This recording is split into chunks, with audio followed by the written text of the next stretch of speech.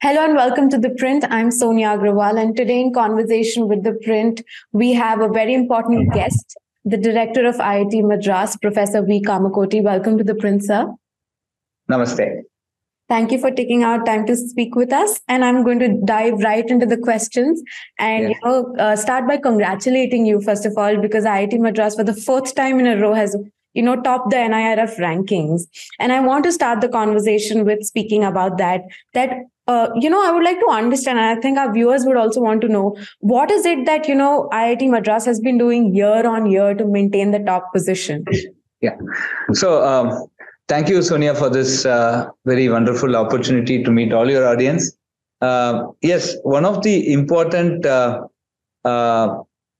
point that I would like to share is that we have 5 parameters on which NIRF is rated, and each of these parameters have multiple data points. We have 70 plus data points. And if you carefully look at all these data points, even I was, doing some analysis sometime earlier on what really had mattered in this whole NIRF 1 position for 8 consecutive years in engineering category and 5 consecutive years in the overall category. And we found out that the contribution for by at least 8 stakeholders is there for every data point. They include, we have faculty, staff, students, and then alumni network. Then we have government, the Ministry of Education, then the state government, then we have the several industry partners, and then we do have the, our multiple ministries who are sponsoring this. And all these things put together are basically helping us in maintaining certain scores and gradually improving it. I think for IIT Madras, all these have fallen in a correct place, and then that is one thing very, very important. It's a very cohesive effort to keep this up, and also I thank profusely the ministry because this framework is giving very good insight on how we are running the institute, and in midway in a year, we see some score falling down. We know what should be the corrective action, and forget the actual ranking and stuff like that. But every corrective action that we take essentially enhances the quality by which the institute is getting administered, the quality of life of either student, faculty, staff of the institute. I think that way, this framework is essentially a very nice guidance tool for the director and the administration, and also for the faculty who carefully follow up the framework. So this is, of course, one aspect of looking at it, wherein, you're looking at these parameters throughout the year and, keeping a check, keeping a tab. But what would your advice be to other technical institutions across the country with reference to, the course content, learning outcomes, other such parameters, which are also very student-centric and important, of course, to figure well in the ranking. So what would your, key giveaways would be? Yeah, today we are experimenting many things, as you know, from IIT Madras. We are now very deep into interdisciplinary education. The notion of a department is slowly fading away. We have 15 interdisciplinary courses. And most importantly, we had a strategic plan. And the first 5 to 6 years, we followed by my predecessor, Professor Bhaskar. And now we have the current strategic plan. It was just released last a year before by the Honorable Education Minister. So the point is the strategic plan also puts us certain parameters on which we would like to focus ourselves. See, main thing is that there must be a focus. There must be some sort of time-bound delivery in terms of some excellence, some parameter which is marking our excellence. So one of the important things, since you asked about course content, is on the interdisciplinary education. So we have now 14 interdisciplinary courses. A student after the end of their 4th semester can decide on any one of this course, and then they can pursue that course. So at the end, so if for example, a person who has taken who has taken, say, civil engineering, for example, can do a MA in public policy. At the end of 5 years, they get a BTech in civil engineering plus a MA in public policy. And this is very important today, because today many of the government and even private constructions today. I'll give an example. If I'm going to go and do a large-scale construction outside, that must be compatible with what we call as the ESG parameter, and the E stands for environment. Now, somebody should understand what is ESG. A deep grounded knowledge in public policy will help in a big way. And all the further research down the line, if I'm not aligned with the Sustainable Development Goals 1 to 17 of the United Nations, I think it's not going to be worthwhile. No such project can be supported over a period of time. So these type of very interesting things come today. So if I just say I am a computer scientist, nobody cares for. I need to be a sort of a jack of many trades also. See, that is what world is looking at. I think we need to start appreciating that particular change in that's happening. And while we educate people on very strongly on the fundamental part, there is also a necessity for us to basically make them system developers, system thinkers, rather than one narrow field of one branch of engineering. And that is something very important. Since we are, also talking about courses which are kind of all encompassing in their nature. And this reminds me of new age courses that I think IITs across the country are now focusing on, which is AI and machine learning. In fact, IIT-Madras also has a course on it. So, sir, my next question is really in sync with that.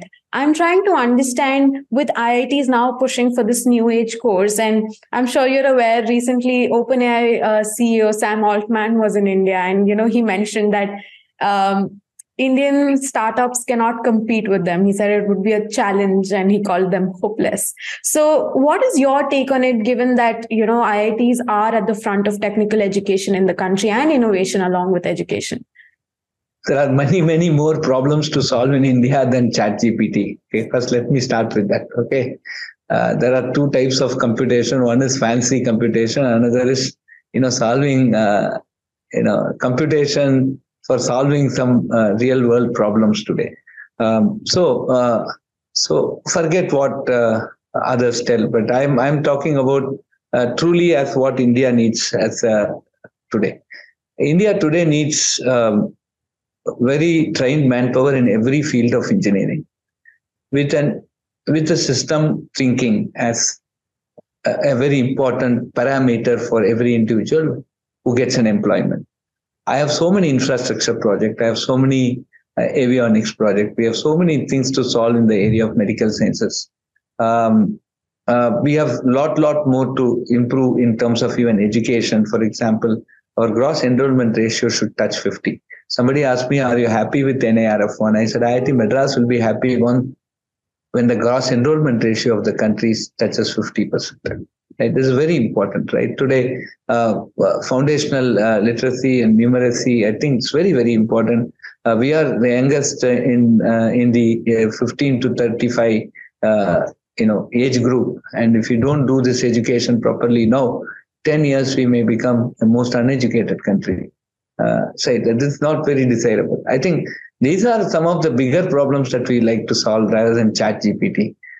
So let me be very clear on that. So given this, what is it that we are doing now? So we have introduced certain courses for which India needs, as a country, needs a lot more of human capacity today. We take a risk management of a financial institution. We need to do data science there. If I want to do preventive maintenance of a engine in a mechanical factory, we need data science there. When I want to fly a rocket, we need data science. When I want to build a certain, healthcare system, which can be a quick aid for both diagnosis I need both diagnosis and treatment process. I need data science. So data science we identified as a big one, and so we started this BS data science with a massive outreach. Today we have 19,000 plus students enrolled in that course, and we have multiple exit policies in line with the national education policy, and that is actually giving us a very interesting outlook. We are very happy that we are almost changing the landscape of education in the country. And I also mentioned that if I had to make this successful, there must be a contribution from the government, right? How did the government contribute to this? Today, UGC has come out, in my opinion, I repeat in every interview, a very historic order saying that a candidate can do 2 courses at the same time, pursue 2 degree programs at the same time, provided that timetables don't clash. Right, so this is very important. So that has enabled so many people doing other branches of engineering, other branches of commerce, arts, already working people to come and do this hybrid BS data science course. I have 19,000 students, and they are pursuing. Some are upskilling, some are reskilling, some are doing it for passion, some are doing it post retirement. I have an 82-year-old person who is pursuing this course. Right. So, and I have a 17-year-old kid also doing it. So the age is 17 to 81. We have families doing it together, father, mother, daughter, son, everybody doing it together. And father saying that son is doing better than me happily. Right. So these are all very interesting things that are happening. So this is something very important. And when I go to a rural, I do visit many rural schools, and I did visit one tier 3 city school. And 2 or 3 kids came and they started asking me about data science. And this is the perception I want as a country today. I want rural kids to know that they have an opportunity for higher education in IITs. Right? So we have started this very big program called IITM for All. In Tamil, we call it Anaivarukkum IITM. So the democratizing of this education is also very important. So we have a lot of things in our agenda. So ChatGPT is very less in that. Right. So we're looking for... So we are hopeful. We are hopeful. It's not hopeless, but our hopes and our efforts are in a different direction. It's in the right direction. It's in the right direction. So this brings me, since we're talking about international markets and courses, this brings me to my next question. Indian institutes of technologies are now going international. They're the forefront of taking Indian technical education abroad. And IIT-Madras is setting up a campus in Tanzania. So, sir, how far has the process reached? Can you give us some information on, what are the courses that will be offered? What kind of fee are we looking at? Faculty, information about the new campus that's coming up? Yeah, so I just wanted to spring it as a good surprise to all of you, but all of you are asking, and so I would like to give some answers. So you'll miss the surprise. Of course, we are going to build we aspire to build, and we are very confident of building one of Africa's best education institutions. And that is our step ahead. And see, when we decide on a place, 3 things came to our mind. First thing is they should need us. There should be a need for us to go there. Second thing is that government should support, because government, it's an international institution, and we can't go there with just private party. There should be a government support there. Third thing is we are setting up an institution for higher education. And so the basic education should be strong, right? So all these 3 are very important. And we found that very good match in Tanzania, right? Today, wonderful, first and foremost, there's a need for a very good institution. Number 2 is that government is completely supporting, right? So just in a matter of 6 months, we have gone so far to a very big level. And the third thing is that basic education, school education systems are very good, right? So we find that we will, when we set up there, we will get a very good set of bright young students whom we can train. So these are some things which enable this, and we want to start in October 2023. Okay, the course, and first we'll be doing something different. I don't want to create this is IIT Madras campus there, but we'll not just do what IIT Madras is doing here, but a lot of new things that are coming up, which can be more custom made, more, many things that we have experimented. We, as a new campus, we don't want to do experiments there. But we want a lot of things that we have experimented, which have given us very good results. We'll try to focus there. First one is we're certainly going to have a BS in data science and AI. And we expect around 200, 300 students to join that, just like that, first start with. Two things, because that's also a need today. There's a big need for very effectively trained BS data science and AI students. The second important thing, we'll have MTech in cyber physical systems, a very big player. They need a lot of, whole world needs cyber physical systems today. And we have an MTech there, and that we will start. And then over a period of time, next to 5 years, we'll have at least 5 programs, 5 solid programs, but it will be sort of, non-conventional programs. Of course, we'll start some civil engineering later, but now we will start these type of very highly niche and employment-oriented and at the same time research-oriented programs. So that is one part. And then we're also interested in bringing a lot of people from Tanzania to IIT-Madras campus to basically, get them into the PhD and, build a human capacity for faculty so that these people can go back to Tanzania and join the IITs and then start working there. So these are all some very, very important, interesting things that are happening. So there is a lot of excitement for us. We also feel a lot more industry will come there. A lot more other African nations will come and study in this campus. Right. So by that, and very quickly, we want to make that as Africa's leading engineering institute. Right. So since we're talking about good quality education and coming back, zooming in a little back to the country, I wanted to also speak with you about NAC.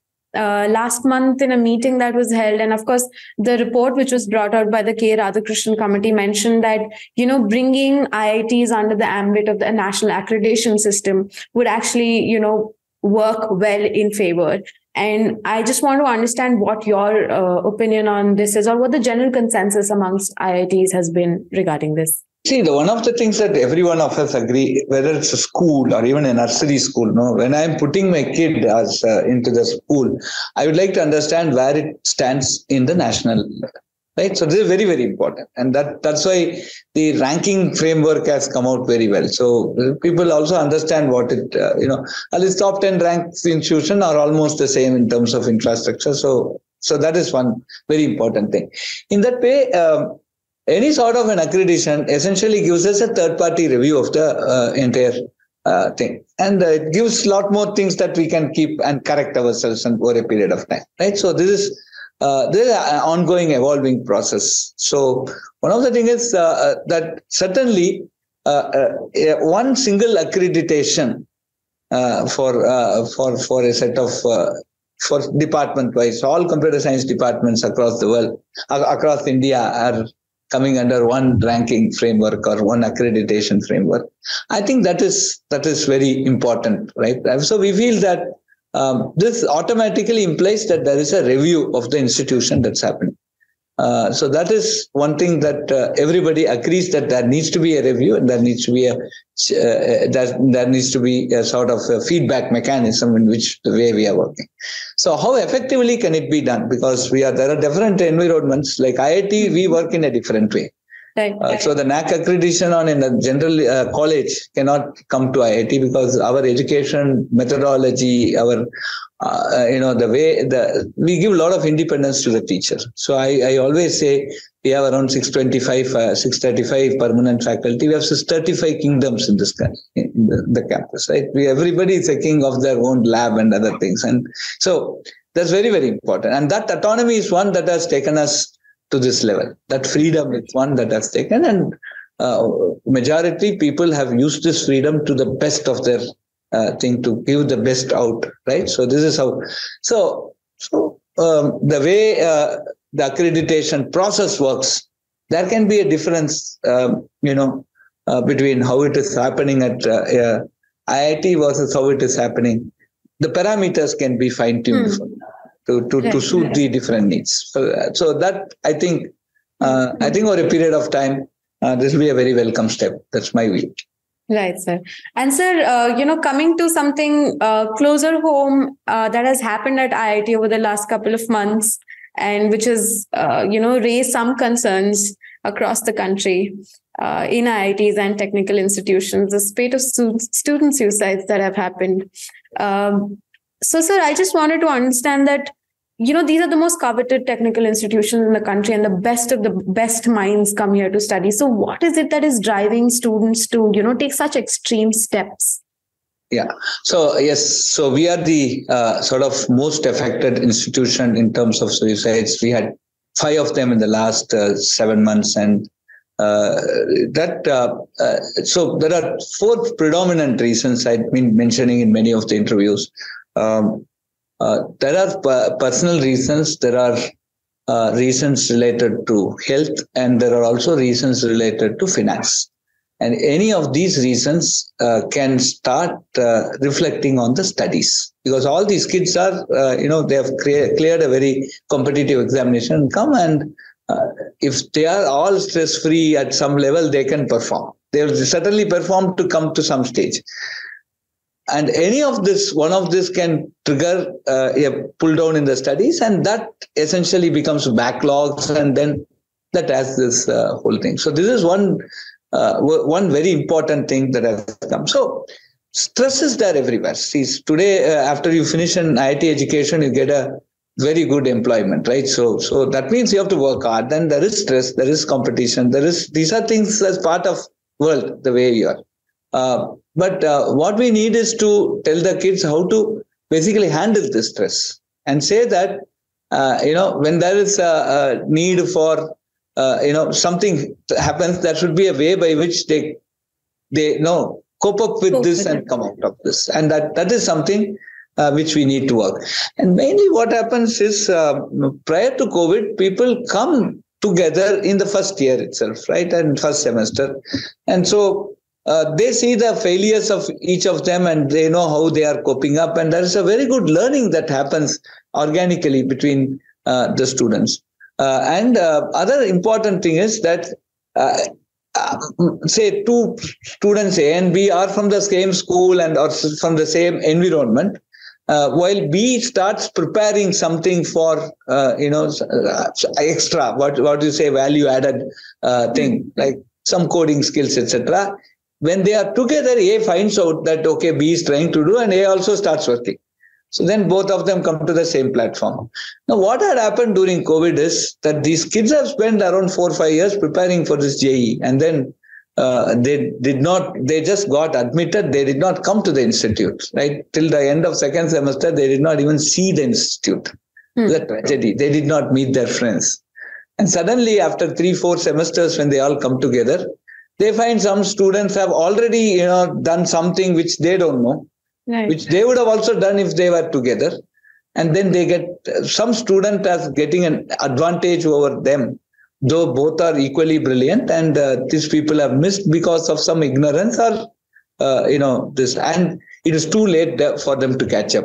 So these type of pressure also comes on the student, specifically because of COVID. And when we rebooted, the point is how to socialize these people and bring them to a common denominator also was a very big challenge. Right. And when we were trying to put all these processes together to, do some survey, everything, by that time we were shattered. We had 1, 2, 3, like many suicides, and it really created a panic, right? So then slowly, now we have all the processes in place. You can go and visit a site called behappy.iitm.ac.in, where we have put many things in place, right? So many things we have put, many measures we have taken. We have done a complete wellness survey with the National Health Authority of Government of Tamil Nadu.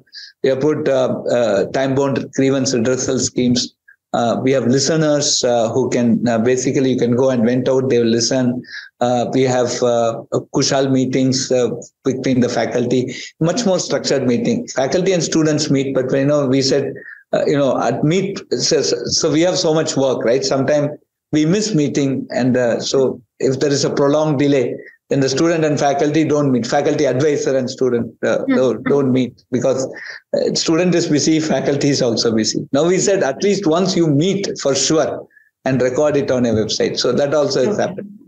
And then we also have an independent network of counselors. So I put many things, and we also want to involve parents also in this. So see this, what we realized, if you ask me in a nutshell, happiness is a collective responsibility. It's not that the institute alone can do. We have 12,000 students, and there's no way by which I can find out who is stressed and who is not stressed. Absolutely. In many of these suicides, another very shocking thing that we found out. Morning, the students met their friends, the friend who ultimately took this unfortunate action. They could not even find out that the student was stressed out. This also happened, right? So this is also very important to note, right? Now the kids are able to conceal everything, and suddenly this type of a spurt of action comes. So we have looked into all these aspects now, and within after the survey, we are now almost on June 15th, right? Now this entire survey happened over May and whole May, and we are even students have come back. Many students have come back and said they were stressed, but now after this survey and after this, they are finding very good relief and stuff. Right. My only wish, again, there are two things that will make IIT Madras happy, and particularly me. That one is GER of the country sets 50%, and IIT Madras, no more suicides for lot more times to come. We'll work for that, and we are focused and working for that. Sir, I think this also reminds me that last month a mental health awareness and wellness workshop was held in IIT Delhi, where representatives from almost all the important technical institutions of the country were present, and they were tasked with creating a list of recommendations which were to be given to the Ministry of Education to, set up some kind of norms, etc., that IITs and other technical institutions will be implementing. So we also conduct a similar workshop much earlier than that, because we really wanted that workshop to happen at the earliest. And we did have a lot of speakers there. And at the end, there was we also made a report, because for the North, Delhi was given, for the South, IIT Madras was given the responsibility by the ministry. We had done it. The entire workshop recording is also there in the YouTube completely. You can look at it. So we had very, very good speakers, right? We had speakers, doctors and others. We had a monk from Ramakrishna Math also came and talk about, how meditation and other things can help, So we had a series of talks there. You can watch, and we had the National Health Authority. Many people. Right. Okay, I think I'm going to round up our conversation here, and thank you for taking out time and speaking to us, sir. Yes. And I'm hoping, like you said, I think we will all be very happy when student suicides stop and completely are out of the conversation when it comes to IITs. Yes, sure. Let us hope for it and pray for it. Right, sir. We all do that.